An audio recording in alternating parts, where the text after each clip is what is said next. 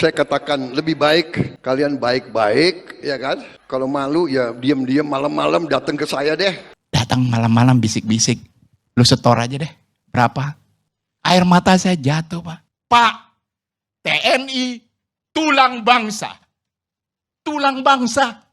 Kalau TNI-nya benar dan merah putih, Anda berantas itu semua. Beres. Dasar hukum saya adalah Undang-Undang Dasar 1945 Pasal 33. Perekonomian disusun atas azas kekeluargaan. Berdasarkan azas kekeluargaan. Pertanyaannya, keluarga siapa ini? Jangan ke sana, itu ke arah Solo tuh. Memberantas korupsi, menegakkan hukum, menegakkan keadilan itu lebih dari sekedar pidato membahana. Tapi harus dengan tindakan-tindakan nyata. Maka itu yang saya sebut, macannya Pak Prabowo itu tinggal di podium, beliau jalan kemana-mana. Jadi setiap beliau pidato itu kelihatan macan, tapi turun dari podium itu selesai juga lah macannya itu. Kita berdoa mudah-mudahan Pak Prabowo ini betul-betul sungguh-sungguh. Kalau kita yang mau bersihkan korupsi, saya katakan lebih baik kalian baik-baik, ya kan? Kalau malu ya diam-diam malam-malam datang ke saya deh, ya. Nggak usah ke istana, saya di Wican, di apa? Widya Chandra. Saya keluar air mata ketika Presiden Prabowo mengatakan, yang korup-korup datang malam-malam bisik-bisik. Lu setor aja deh. Berapa? Air mata saya jatuh, Pak. Kenapa jatuh? Pak, TNI tulang bangsa. Tulang bangsa. Kalau TNI-nya benar dan merah putih, Anda berantas itu semua. Beres. Karena dominan warga kita itu mengerti hati nuraninya, mengerti rezeki berbeda, dan mereka tidak ada yang ngamuk-ngamuk.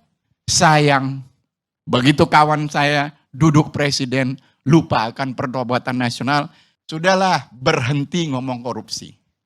Berhenti kita ngomong korupsi. Soal korupsi di Republik ini, saya sudah frustrasi dunia akhirat. Tidak akan percaya. Artinya apa? Nggak salah kalau orang menyebut NKRI, negara koruptor Republik Indonesia. Ya.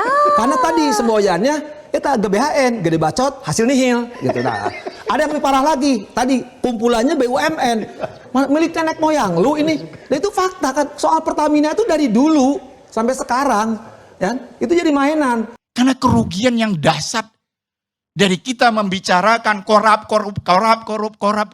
Bahwa hari ini mencari 10.000 perak itu susah, Bapak dan Ibu. Susah. Sementara ada dajjal, Pak. Saya nggak mengatakan mereka manusia lagi. 1.000 kuadrilun dalam 5 tahun. Dasar hukum saya adalah Undang-Undang Dasar 1945 Pasal 33. Perekonomian disusun atas azas kekeluargaan. Berdasarkan azas kekeluargaan. Pertanyaannya, keluarga siapa ini? Jangan ke sana, itu ke arah Solo tuh. Dia sekarang di Jakarta. Siapakah yang menguasai perekonomian kita kalau prinsip kekeluarganya bukan keluarga bangsa Indonesia? Kalau kita yang mau bersihkan korupsi, dilawan, kira-kira yang lawan kita siapa? Hah? Yang lawan kita ya koruptor itu, yang maling-maling itu. Kita tidak gentar, kita tidak takut, kita akan terus membersihkan mereka itu. Memberantas korupsi, menegakkan hukum, menegakkan keadilan itu lebih dari sekedar pidato membahana. Tapi harus dengan tindakan-tindakan nyata. Maka itu yang saya sebut, macannya Pak Prabowo itu tinggal di podium, beliau jalan kemana-mana. Jadi setiap beliau pidato itu kelihatan macan, tapi turun dari podium itu selesai juga lah macannya itu. Kita berdoa mudah-mudahan Pak Prabowo ini betul-betul sungguh-sungguh untuk menata ulang. TAP MPR nomor berapa yang tahun 1998, Mas Ferry? Mengenai penyelenggaraan negara yang bebas dari korupsi, kolusi, dan nepotisme. Bersih dan bebas KKN. Kalau ketua MK dulu adalah ipar, kalau wakil presiden adalah anak, kalau gubernur adalah mantu, kalau wali kota adalah adik, kalau menteri adalah keponakan. Ini negara apa? Ini negara apa? Tadi ada pertanyaan dari Mas Sudirman, ini negara apa gitu ya. Saya juga nggak tahu Mas Sudirman, sebab kita ini melihat ya, di Republik ini, para koruptor terkadang jauh lebih mulia dibandingkan pada kritikus politik gitu. para koruptor dihukum ringan, balik dari penjara, bisa jadi pejabat lagi. Di beberapa pilkada mereka terpilih kembali yang menjadi anggota DPR. Kan di pilkada kita yang sekarang itu beberapa dibatalkan Mahkamah Konstitusi karena ada sebagian orang mantan napi yang belum deklarasi ikut lagi di pilkada dan lolos di KPU maupun dari pengawasan Bawaslu dan sebagainya gitu. Nah, inilah republik yang memuliakan para koruptornya tapi meminggirkan para oposisi, meminggirkan para kritikus. Kritikus itu dianggap sebagai jenis makhluk yang mengancam kedaulatan negara, mengancam keutuhan negara. Ya, sehingga dikirim buzzer untuk menyerangnya. Lihat sedikit ada pernyataan dia, silap saya sedikit, langsung polisikan. Ingat ya, di pemerintahan Pak Jokowi berapa orang yang sudah ditetapkan sebagai tersangka kasus makar. Makar loh Pak. Ada nggak koruptor yang dipidana dengan pidana makar? Rasanya belum ada. 270 triliun uang negara dihukum cuman 6,5 tahun ya. Sambil hakimnya tersenyum. Negara apa? Negara yang memuliakan koruptor. Semua kita yang membicarakan korup. Kayak saya seperti negara nggak mampu menembus Nazarudin, kan waktu itu saya Skype Nazarudin. Semua kita, termasuk beliau Pak Said Didu, saya perhatikan. Dia pahlawan untuk kasus PIK.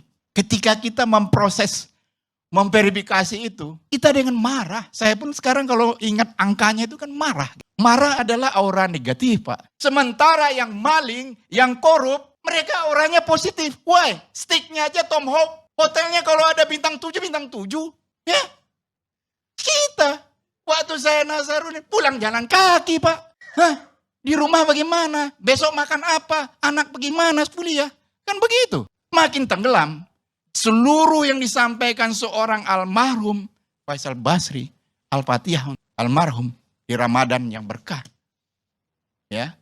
Kebenaran. Coba cek, ada nggak kesalahan yang disampaikan Faisal Basri? Semua kebenaran. Tapi beliau dalam kondisi berpulang dalam marah terhadap bangsanya. Marah kepada pemimpinnya. Dan marah, aura negatif. Nah, sementara kata Tuhan yang saya percayai, doa diterima oleh insan yang hatinya bersih. Dan kerja terberat di dunia yang paling saya pahami adalah membersihkan hati. Kalau saja kita ada 40 orang teruji hatinya bersih, saya yakin juga doa diterima Allah. Persoalan sekarang, kenapa saya katakan kita rugi yang lebih dahsyat dari angka yang real, yang intangible tadi, kuintiliun tadi, 18 angka, tambah lagi 1000. Itulah kerugian dahsyat hari ini. Iya kan? Minat literasi drop. Padahal Inggris, saya sengaja datang ke sekolah-sekolah kelas 7. Masih diwajibkan membaca karya Shakespeare. Indonesia hari ini, baca enggak? Apa gitu, ambil cerita novel yang baik. Hah? Harimau-harimau saya suka ulang. Muhtar Lubis, enggak ada yang tahu Pak. Padahal premisnya jelas, bunuh harimau di dirimu terlebih dahulu. Nah sekarang kita lihat trias politika kita. Juga enggak membaca sastra. Bagaimana mau budinya itu halus. Tidak bermusik. Tempo hari saya lihat video Bang Rizali Sigian. Seorang etnomusikologi. Apa yang terjadi? Iya kan? Darurat korupsi. Di darurat nada dan irama kita darurat. Gila Bang. Nada dan irama. Dari Aceh sampai Papua itu aset kita yang nauzubillah besar. Nada dan irama aja kita darurat. Gak ada yang ngeh. Gara-gara kita di semua lini, di setiap daerah. Sekarang semua perhatikan. Kita gak hanya ngelihat MRC, Muhammad Riza Khalid. Gak itu aja kita lihat. Coba lihat level lurah, camat, kabupaten. Sibuk warga kita. Di dalam lingkup aura positif. Apa negatif? So, Bang, Bapak, Ibu, pemirsa di Ramadan yang diberkahi Allah. Saya hakul yakin Prabowo seorang tentara dan bukan tentara yang ada darah kenil, ya kan?